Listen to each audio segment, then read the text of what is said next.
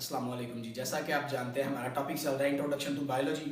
तो आज उसमें हम स्टडी करेंगे कि जानदार कैसे एक सिंगल सेल से सिंगल सब एटॉमिक एटॉमिक पार्टिकल से मिलकर एक वेल फॉर्म्ड कम्प्लेक्स एंटिटीज में कन्वर्ट हुए हैं। तो हमारा जो पहला दर्जा आता है वो है सब एटॉमिक एंड एटॉमिक लेवल का। ठीक है, हम जानते हैं कि मादे की तमाम फॉर्म जो है वो एलिमेंट से मिलकर बनी है। ठीक है, एलिमेंट क्या है? एलिमेंट एक ही किस्म के एटम्स पर मुश्तमिल होता है। एटम का कंसेप्ट हमने केमिस्ट्री में पढ़ा कि एटम नाकाबिले तकसीम पार्टिकल है और मादे का सबसे छोटा जर्रा है। हालांकि ये कंसेप्ट बाद में रॉन्ग साबित हो गया था और हमने साबित कर दिया कि एटम के अंदर 100 से ज्यादा सब एटॉमिक पार्टिकल्स मौजूद हैं, जिनमें मोस्टली जो उसका स्ट्रक्चर बनाते हैं वो इलेक्ट्रॉन, प्रोटॉन एंड न्यूट्रॉन्स बनाते हैं। ठीक है, तो एलिमेंट्स की बात चल रही है। तो एलिमेंट जो है नेचर में 92 एलिमेंट्स टोटल जो हैं मौजूद हैं। उन 92 में से 16 जो है वो जानदारों का मादा बनाते हैं। हमारे जानदारों को मतलब कि हम सारे जो जानदार हैं, ऑर्गेनिजम्स हैं, उन्हीं से बने हुए हैं 16 एलिमेंट्स से। उन 16 एलिमेंट्स को हम बायो एलिमेंट्स कहते हैं। उन 16 में से जो 6 मेजर बायो एलिमेंट्स हैं वो इधर मैंने उनकी तफसील पुट की है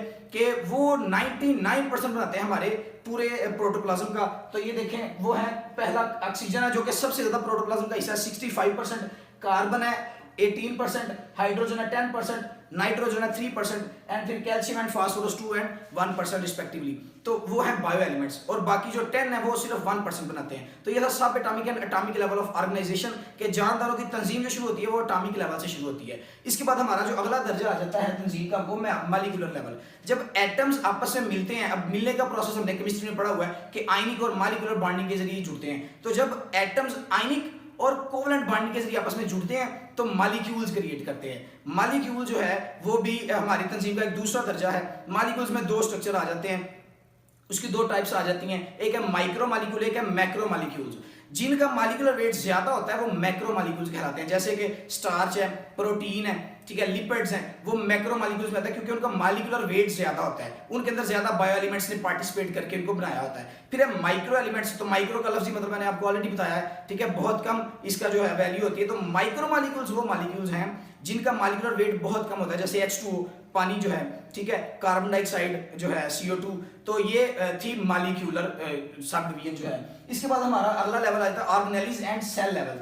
जब मॉलिक्यूल्स आपस में मिलते हैं तो ये ऑर्गेनेलिज बनाते हैं। ऑर्गेनेलिज बेसिकली क्या है? हमने पढ़ा कि सेल जो है एक जिंदगी की इकाई है। जैसे एक पूरा घर ईंटों से मिला के बनता है ना, एक छोटी छोटी ईंट मिलती है तो फिर एक पूरा घर बनता है। तो ऐसे सेल्स मिलते हैं आपस में, एक पूरा जानवर बनता है। अब सेल्स की भी इकाइयां, सेल्स भी डिवाइड हुआ है, उसके अंदर ऑर्गेनेलिज होते हैं। ऑर्गेनेलिज बेसिकली सब सेलुलर स्ट्रक्चर्स हैं और हर ऑर्गेनेली का एक अपना अपना फंक्शन होता है। जैसे कि अगर हम सेल ऑर्गेनेलिज की एग्जांपल्स लें तो उनमें राइबोसोम्स आ जाते हैं, उसका फंक्शन क्या है? प्रोटीन्स तैयार करना। फिर इसके बाद हम एक एग्जांपल ले लें माइटोकॉन्ड्रिया, जिसको हम पावर हाउस ऑफ सेल भी कहते हैं। ठीक है, तो माइटोकॉन्ड्रिया सेलुलर रेस्पिरेशन करता है कि एक सेल के अंदर एक सेल ने जिंदा रहना है तो उसको जिंदा रहने के लिए एनर्जी की जरूरत तो मौजूद है, ठीक है, उसको एनर्जी चाहिए। तो माइटोकॉन्ड्रिया क्या करता है? उसके लिए एनर्जी बनाता है, सेलुलर रेस्पिरेशन करता है। तो ये थे ऑर्गेनेलिज। अब ऑर्गेनेलिज डिफरेंट ऑर्गेनेलिज आपस में मिलते हैं और सेल्स बना देते हैं, जिसको हम यूनिट ऑफ लाइफ कहते हैं, जिंदगी की इकाइयां कहते हैं। अब ये था हमारा आज का टॉपिक के जानदारों की ऑर्गेनाइजेशन के जो दर्जात हैं वो कितने हैं। आज हमने पहले 3 स्टडी किए, सब एटॉमिक एंड एटॉमिक